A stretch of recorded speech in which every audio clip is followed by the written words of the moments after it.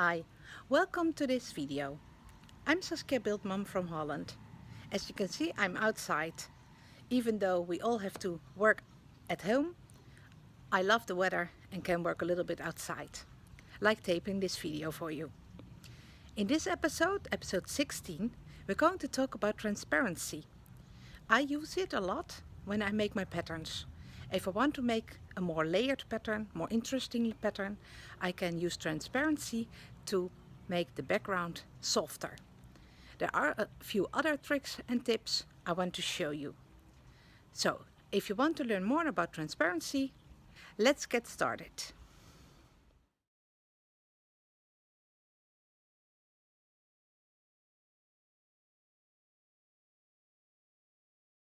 Hello and welcome to this episode.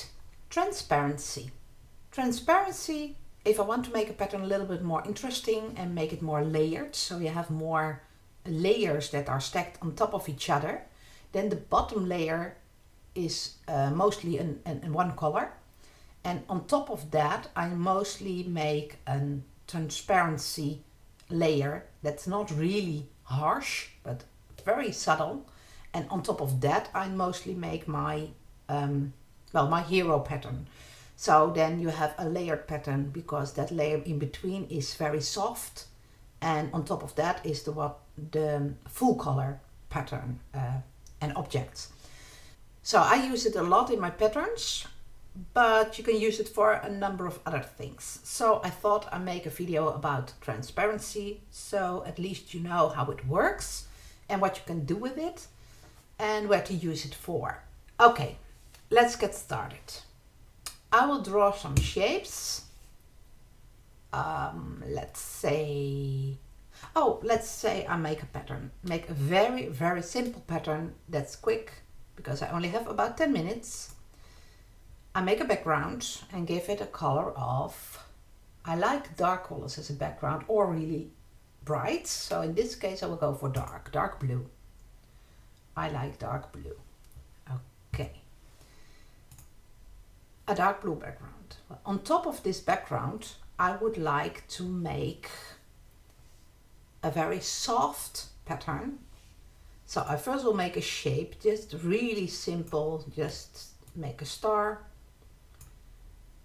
And the star I want to be, let's say, white for now. I'll make a few different stars, different sizes. So just really simple. Let's keep it in the for now. Okay, I will select them all. I can select all with Command A and then deselect with holding Shift my background. And now it's only selected. Now it only selected my stars. There are multiple ways, but I showed you in another episode about selecting more about your selecting tool. So I won't go too far in depth on that now. So I selected my stars. So go to Window and find Transparency down here. Okay. Okay, you see transparency and here opacity. So if I turn down the opaque, I make it transparent. So say 50%. Now maybe more.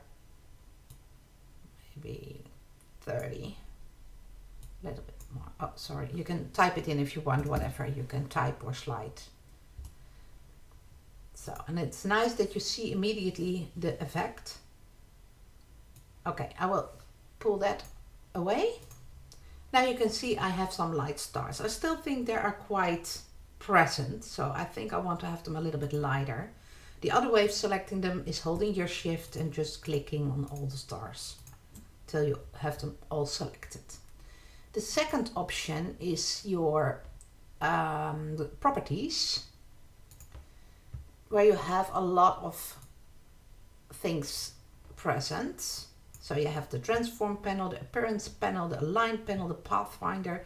It's really easy. You have a lot here, but if you want to do more in depth, it's not always enough. But for now, here you see opacity and it's already 20% because I told it in the transparency panel to bring it back. So you can change it here also. I will type in 10% and then I will shift it away because we don't have a lot of room. Now you see it's more subtle. It's there, but it's not that bright.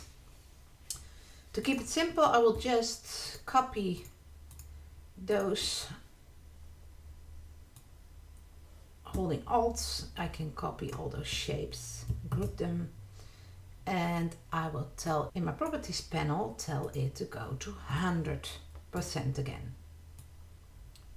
So now they are white. Those are white too, but on a 10% transparency, so of opacity.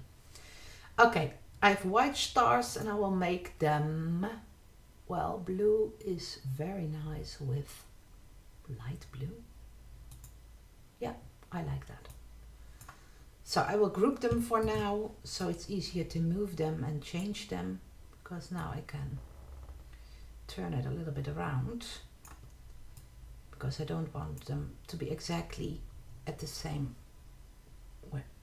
place. Okay, degroup. Okay, I will just shift them a little bit.